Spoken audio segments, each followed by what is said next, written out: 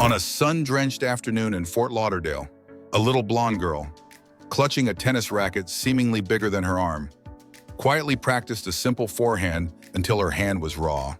No spectators, no cheers, only the rhythmic thump of the ball. Yet from that ordinary moment, the history of women's tennis quietly began its shift. 18. Grand Slam titles, a world #1 ranking for 260 weeks, and the ability to turn every court into her personal territory. Chris Evert etched her name into the history of the sport with proud achievements. However, her journey didn't end with shimmering trophies.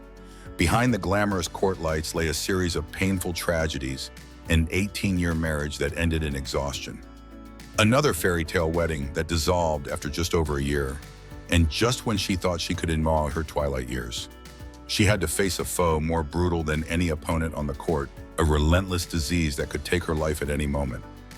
What allowed this woman to overcome all these challenges, still appear on television with a tranquil smile, and still teach a generation of young players how to win? If you want to explore a journey where glory, heartbreak, scandal, and illness intertwine but fail to conquer the protagonist, join us as we delve into the life story of Chris Evert, the small girl with the oversized racket. Fort Lauderdale in the late 1950s was not the glossy city of yachts and blue seas we see today. When Chris Evert was born on December 21, 1954, the area still had the simple charm of a coastal town, palm trees standing still in the warm breeze, small roads where children sunbathed after school, and tennis courts covered in red dust under the blazing Florida sun. It was here that the story of a girl with eyes as clear as the ocean began, a story no one suspected would change the history of world women's tennis. Chris was born into a large family with a strong sporting tradition. Her father, Jimmy Evert, was a tennis coach at Holiday Park, a place later dubbed the Champion Factory. He wasn't a wealthy man, but he possessed a disciplined lifestyle, a burning passion, and a rare intuition for talented children. Her mother, Colette, was a model of tenderness and perseverance, always ensuring every child in the house received equal love. Their house wasn't large, but it was always filled with laughter, the sound of children squabbling, and especially the rhythmic thump of the ball bouncing off the cement court every afternoon. Not all the children raised in that environment became professional athletes, but for Chris, the racket seemed to be born to fit perfectly in her hand. Can you imagine a girl of just 5 could stand on the court, her legs slightly shaky in oversized shoes, but with an intensity of determination that normal children never possess? It was her father who first noticed this. He had her hit balls, tried her on movement drills, and gave her exercises meant for much older children. And each time, that little girl surprised him. Chris's childhood was not a journey paved with roses. Children who start sports early often lose a part of their carefree youth. When her friends went to the beach, she had to practice. When her friends stayed out late, she had to sleep early to be on the court the next morning. While other kids lived in the dreamy world of 8 or 9, Chris learned about discipline, perseverance, and pressure. But the most special thing was the stillness within Chris. Even as a child, she had a different kind of calm, not impulsive, not easily distracted. Her father once recounted that Chris could stand for hours hitting the same stroke repeatedly, even as the sun made the court surface blistering hot. And it was from those endless repetitions that her characteristic two-handed backhand, the weapon that would later make the entire tennis world bow, began to take shape. Chris grew up in friendly competition with her siblings, especially Jean and John. They were her first hitting partners, her first opponents. Every morning, they took turns hitting with Chris under their father's supervision. Gradually, people began to notice the small girl, her skin tanned from the sun, her blonde hair tied high, and a pair of eyes that never gave up. When Chris was 10, Florida hosted a local junior tournament. The story is still told that when Chris walked onto the court, she was a head shorter than most opponents, but stood with the posture of someone accustomed to battle. She won the first match, then the next, and another. The crowd started gathering around the court, asking, "Who is that girl?" By the time Chris won the championship, they knew the answer. Yet, victory was only a small part. What truly shaped her childhood was the synergy between family, the practice court, and willpower. In the Evert house, there was no room for laziness. Her father enforced discipline by making the children finish their homework before going to the court. Her mother taught humility after every win. And the tennis court taught Chris the most important lesson: if you don't control your mind, you will lose even if you are physically stronger. Those were quiet but demanding years, a childhood forged by the Florida sun and wind, by the love of her parents, and by the sound of the ball bouncing off the red court every afternoon. And it seemed, even then, though no one said it aloud, everyone sensed that Chris Evert was not an ordinary girl. She was born to write history. The Ice Maiden who haunted the tennis world. In 1971, when Chris Evert entered the US Open for the first time, she was just a 16-year-old girl with her blonde hair tied high, a small frame, and a racket held with the conviction of a vow. No one expected that this girl would achieve the unbelievable in the tournament's history, saving 6 match points, overcoming opponents far more experienced, and advancing straight to the semifinals. Spectators at Forest Hills that day witnessed something extraordinary, a young composure that was chillingly sharp. Some asked one another, "Who is this girl who isn't shaking before the cheers of tens of thousands?" That was the moment the world realized Chris Evert didn't come to the court to test her skills. She came to claim her place. 2 years later, in 1974, Chris won her first major Grand Slam singles title at the French Open. She was 19, but her ball striking was so mature that contemporary legends had to nod in acknowledgement that they were witnessing the arrival of a new force. And from that moment, her life began the whirlwind of victory, powerful, persistent, and almost unstoppable. Throughout the 70s, Chris dominated nearly all surfaces, especially the clay courts, 125 consecutive match wins. A number that sounds like a legend. Her two-handed backhand was as sharp as a wind-slicing knife. Her footwork on the court was astonishingly precise. More importantly, she carried the demeanor of an ice warrior, or ice maiden, as she was often called. No shouting, no showmanship, no dramatizing of emotions, only absolute focus. She was like still but powerful water, capable of sweeping away any opponent who lost concentration for a second. However, every champion's life eventually faces a storm, and for Chris, that storm was named Martina Navratilova. Can you imagine the feeling when you are at the peak? Someone else appears, stronger, faster, more aggressive, and gradually takes away what you hold. In the early 80s, Chris lost to Martina repeatedly. There were matches that made the whole world think Chris's time was over. There were nights she sat alone, wondering, have I hit my limit? But it was in the depths of despair that a true legend's medal emerged. Chris changed. She expanded her game, focused more on coming to the net, and trained her physique twice as hard. She refused to retreat, refused to be eclipsed. And then, in 1985 at the French Open, came the match many still call the historical upset. Chris defeated Navratilova in 3 breathtaking sets, 6-3, 6-7, 7-5. When the final ball landed on the line, Chris raised her hands to the sky. It wasn't just a win, it was the return of an indomitable soul, a declaration, I never left the game. After that, her career continued into the Immortal Hall of Fame, 18 major singles titles, including 7 French Opens, 6 US Opens, 3 Wimbledons, and 2 Australian Opens. A total of 157 singles titles. A number few have reached even today. She was world number 1 for 260 weeks. And even more amazingly, out of 56 majors she participated in, she reached the semifinals or further 52 times, a stability rate that seems almost superhuman. Chris didn't just win, she redefined persistence in women's tennis. Her composure made opponents lose focus. She was the embodiment of the ethos, win with your mind before you win with your shot. And when people ask what created the Chris Evert of that era, perhaps it's the combination of a steel will, absolute discipline, adaptability, and a never-ending hunger. Chris Evert was not an athlete favored by luck.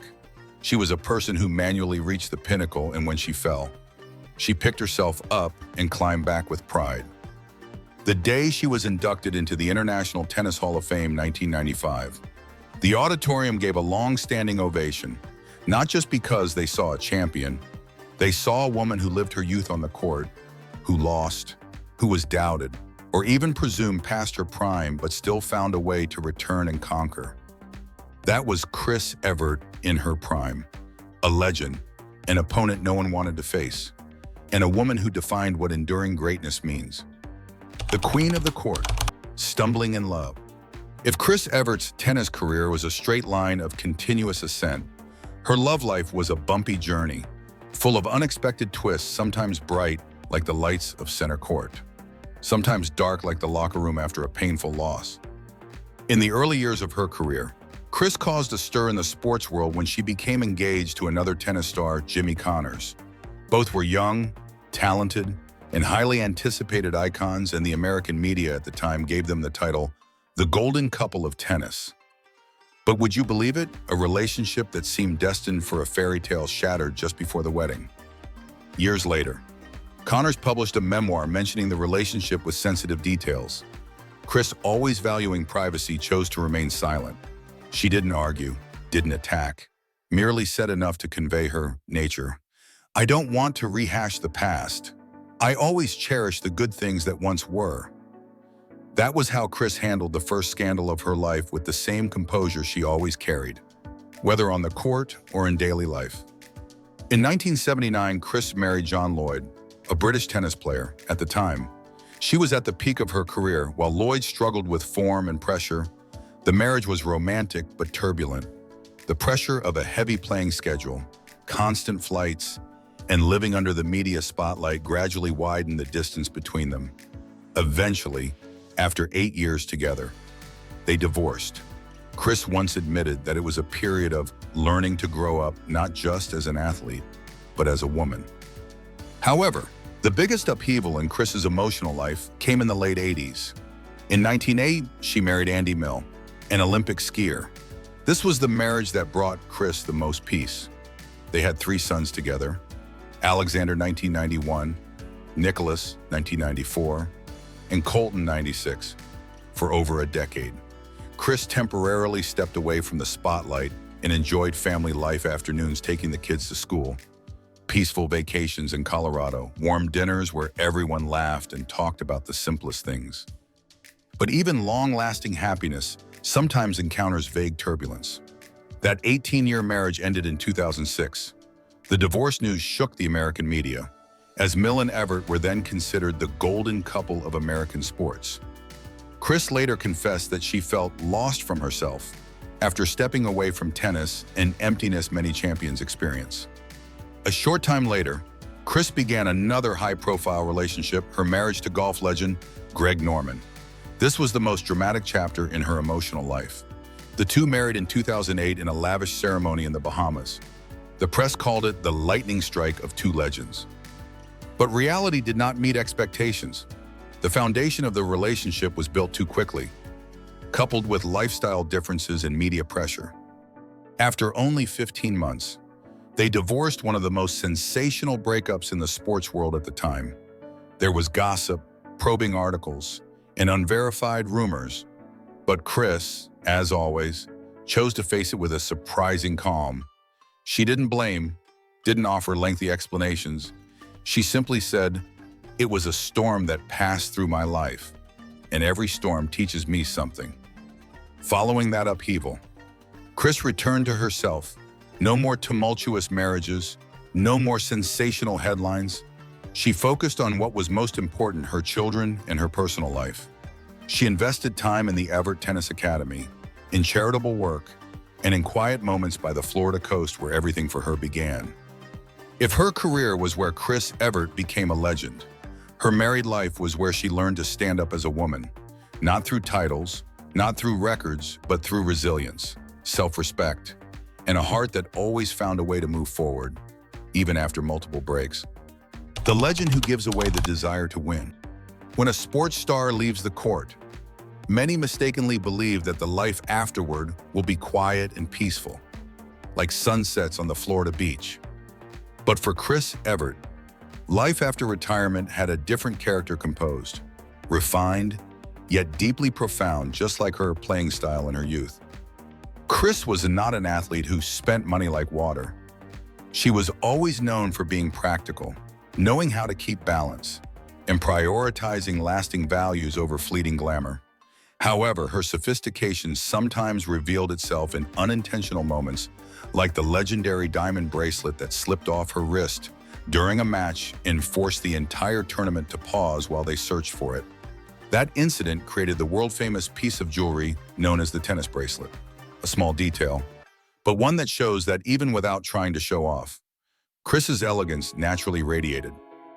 During her peak, prize money from tournaments and sponsorship contracts made her one of the highest-earning female athletes in the world at the time. In the 70s and 80s, when women's sports were still fighting for recognition, Chris was a sought-after face by major brands. Rolex, Wilson, and later television projects all contributed to her building a solid financial foundation. But Chris's wealth didn't come from ostentatious displays. She didn't collect supercars, didn't flaunt million-dollar trips, and didn't wear extravagant designer clothes to draw attention. Instead, she chose a minimalist, elegant style, the kind of style that made people look closer to recognize the class. Her home in Boca Raton, Florida, was once featured in several interviews. It wasn't a gated mansion with a large entrance and a security detail, but a spacious, bright house with a tropical feel, where the sea breeze filtered through green trees and sunlight streamed through every window pane. The architecture was clean, airy, and neat, the style of someone who had lived her life on the court, where order and clarity were essential. But Chris's greatest asset isn't real estate or investments. It's her brainchild, the Evert Tennis Academy, located in Boca Raton, founded by her and her brother, John Evert. The academy quickly became one of the most reputable tennis training grounds in the U.S. Many professional players have visited, trained there, and carried with them the spirit of discipline that Chris always emphasized. Can you believe it? After hundreds of titles, the thing Chris is most proud of isn't the trophies filling a room. It's the sight of a young boy or girl, sweat soaking their shirt, trying to fix a stroke and knowing that Ms. Evert, the person they only saw on TV, is standing right there, adjusting every movement. In addition to the academy, Chris has served as a tennis analyst for ESPN since 2011. This is the perfect combination: a legend full of experience, a warm voice, and an analysis that is sharp yet easy to understand. Every time she appears on television, the audience sees an adult, composed Chris Evert, still with the aura of her prime. Furthermore, she dedicates time to charitable work, especially projects supporting women and children. She doesn't seek the spotlight, she seeks meaning, and that makes many feel that Chris has transitioned to a different kind of greatness, not the greatness of victory, but the greatness of giving back. If Chris's post-career life had to be described with one image, it would be a woman strolling leisurely on the beach, light sun on her shoulders, the sea breeze in her silver-flecked blonde hair. No noise, no ostentation, but every step is light, confident, and full of value, just like how a diamond bracelet once fell onto the court, then unexpectedly became a symbol of her lifelong poise and style. The fight for life. Just as the light of her career began to recede, people assumed Chris Evert would step into a smooth, peaceful life amidst the Florida sun and wind. But life sometimes has a way of reminding strong people that they must continue to fight, only in a different way, more silent, more brutal, and more challenging than any Grand Slam final. In early 2022, Chris unexpectedly received bad news after a prophylactic surgery to prevent the risk of ovarian cancer. Her sister, Jean Evert, had passed away from the disease in 2020, and that loss prompted Chris to get a full checkup. The results stunned both the doctor and herself. Stage 1 ovarian cancer had begun to form. If she hadn't acted early, she might have ended up in the same situation as her sister. Chemotherapy is a cruel challenge for an athlete who lived her life based on physical fitness, hours-long infusion sessions, bouts of nausea day and night, and the hair that once flew during legendary matches now thinning. But what earned admiration was Chris's extraordinary composure. She once said that she spent her youth practicing emotional control on the court, and now that skill helped her face fear with a certain pride. No panic, no complaints, just quietly overcoming each wave of pain like conquering every breakpoint in her career. When the treatment was completed in mid-2022, Chris announced she was cancer-free. The world sighed with relief. Fans rejoiced, but her own heart was more cautious than anyone. And that intuition was not wrong. In December 2023, the cancer recurred, a blow no less severe than any bitter defeat in her career. The second time she heard the words, "You have cancer." Chris was astonishingly calm. She agreed to surgery again, then continued treatment, neither avoiding it nor complaining, nor blaming.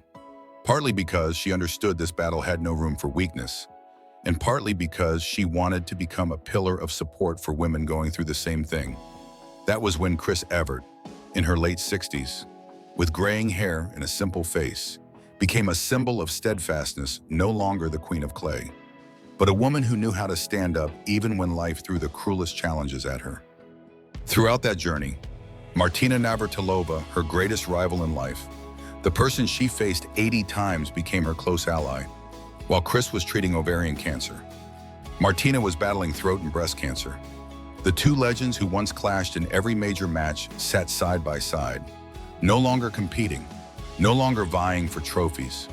Only the empathy of women who understood that the biggest victory sometimes lies off the court. The image of them side by side at cancer fundraising events became a poignant symbol for the entire sports community, former rivals now joining hands to save others. After her recovery, Chris shared that illness had opened up a new perspective on life for her. She spends more time with family, especially her 3 sons. She continues her tennis analysis for ESPN, but now her comments carry a different depth, an appreciation for every moment, every shot, every effort of the young players. Chris has also become a powerful voice in raising awareness about ovarian cancer and the importance of BRCA gene testing, which saved her own life. If life is a long match, this chapter of Chris Evert's life is the decisive set, where her courage, experience, and big heart are revealed more clearly than ever. She no longer needs more titles to prove her worth. What she did in the hospital, in fundraising campaigns, in every sincere sharing is more powerful than any passing shot. Now, Chris Evert is not just a tennis legend, she is an icon of resilience, a testament to the fact that a person can be reborn even in moments that seem most desperate. If you have followed her journey this far, you will understand why people always say Chris Evert did not just defeat her opponents, she defeated destiny. In conclusion, when looking back at Chris Evert's journey, it is easy to remember the trophies, the records, and the matches that made history. But if you stand long enough before her story, you will realize that the greatest beauty is not on the scoreboard, but in the way she faced life quietly, courageously, and with dignity.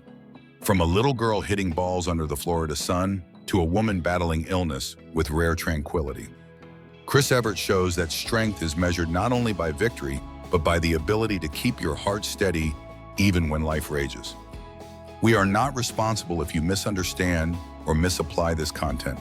Please consider, verify, and receive selectively. Liked it? Give a like, comment, share, or subscribe to the channel. That's the fuel that keeps us telling more peak stories about other tennis superstars.